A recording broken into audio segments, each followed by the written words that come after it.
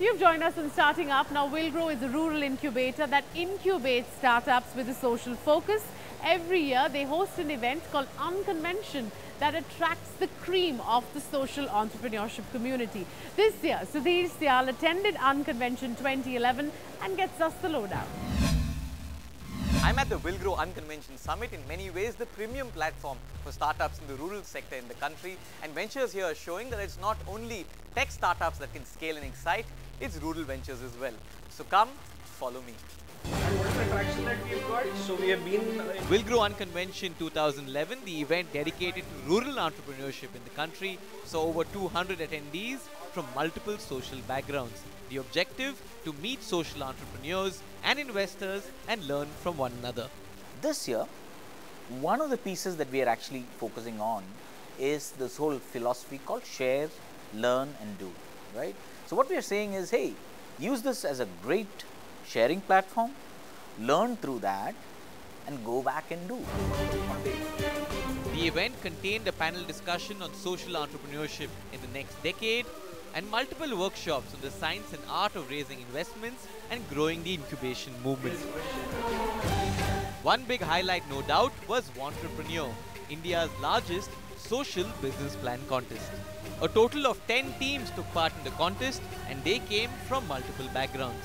Soloco stands for Solar Low Cost Water Heater. It's a solar water heater in which we use cheap optics and standard construction materials in making it cheaper than these conventional solar water heaters. We developed a milk chiller that uses our cold storage battery that takes 5 hours of power from the grid, whether it's night or day, to be able to chill that milk even if they have no more power throughout the day.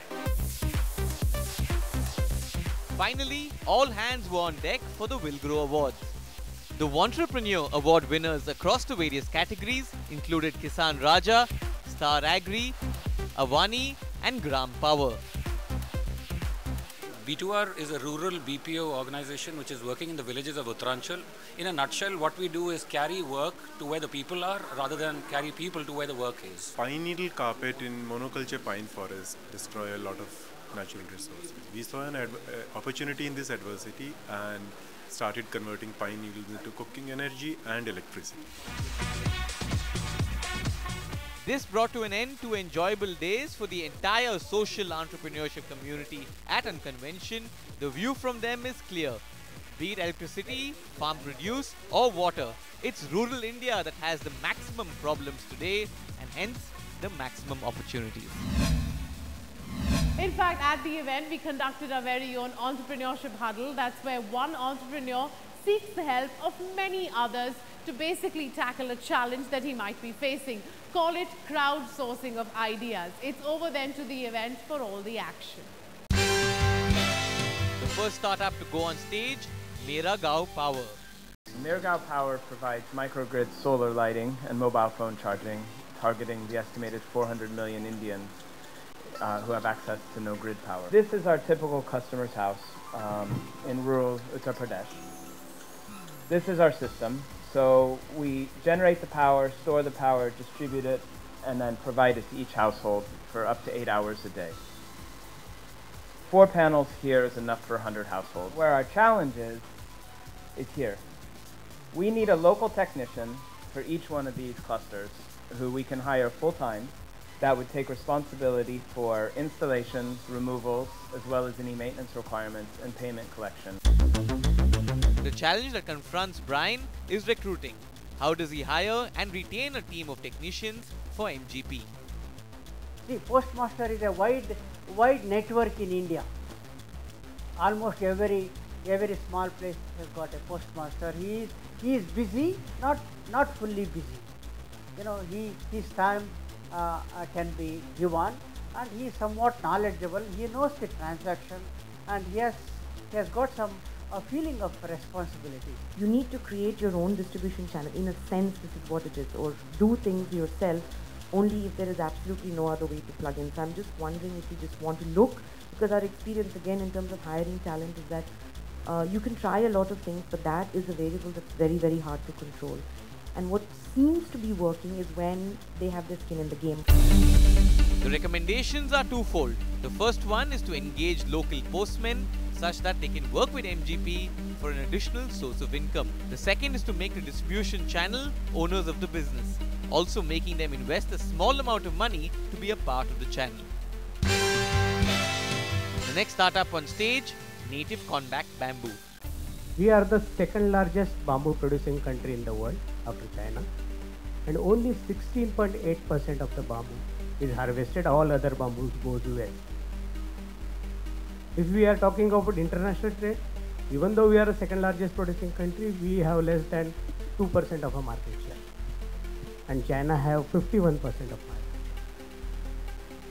So this gave us a chance to think, why not we produce prefabricated bamboo construction in India, which we see everywhere in the world. When we talk about the bamboo construction in India, we see something like this, which is a mainly material for poor, construction for poor. Go to any other country and you find totally different product. Bamboo is a premium product in most of the country.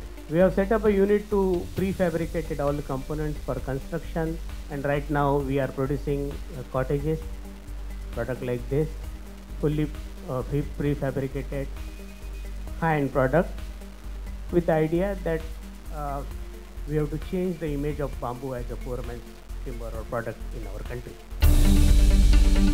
Native Conback's challenge is with brand positioning. How does one shift the image bamboo has today from it being associated with a poor socio-economic to a more luxury-oriented one? It's not just awareness, it's perception, right? So therefore in India, if you look around, the only way that perceptions have changed is when celebrities have endorsed. My initial thought is to perhaps, what if you create a line of certain bamboo products, say their houses, or say there's some very specific vertical that you market as like these are very high-end quality goods, and you get consumers to start buying that. Get celebrities to endorse bamboo and create a product line focused around luxury household bamboo items. 2 suggestions for a Native Conback team. The next startup on stage, BioSense. We basically came up with a technology which we call TouchB, which we can basically take into the field and non-invasively. So we would use this element, a probe, put it on the hand, and you would get a hemoglobin count, which is what is used to diagnose anemia. So okay, that's the map of the world again. We come back to it. You can see the dark spots are where the problem exists.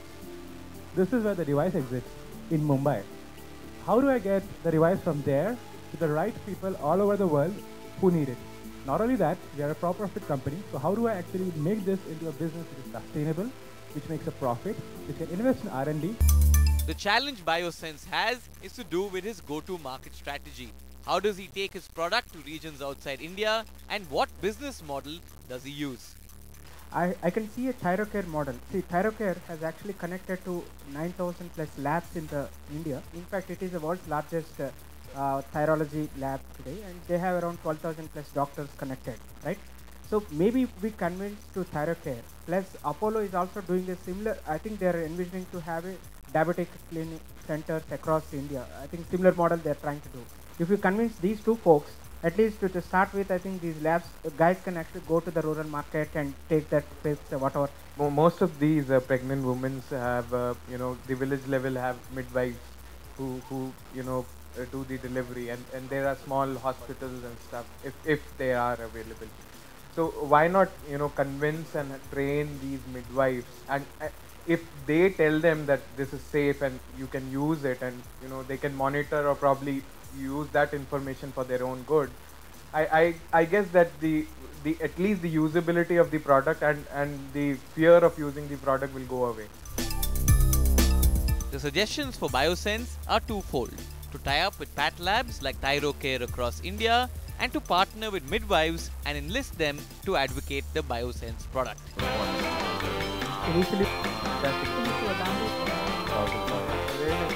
This brought to an end the Entrepreneurs Huddle at Unconvention. It's showing without a doubt that when entrepreneurs come together to help one another, the entire community comes out as a winner. Thanks today for inviting me.